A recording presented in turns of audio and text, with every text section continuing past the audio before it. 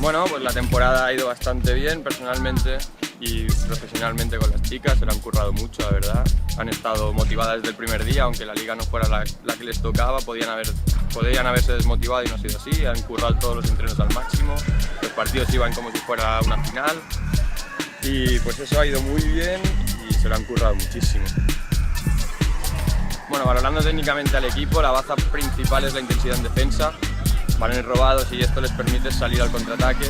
De hecho, la mayoría de los puntos en partidos son de contraataque, pero gracias a unas buenas defensas que se ayudan entre ellas, están al tope defendiendo balón, controlan el lado débil y el lado fuerte.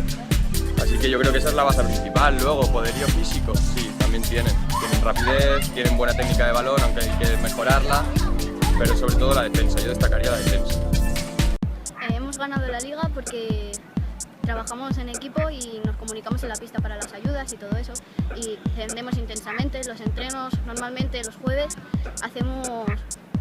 hacemos físico para calentar y tal, y eso nos ayuda en los partidos.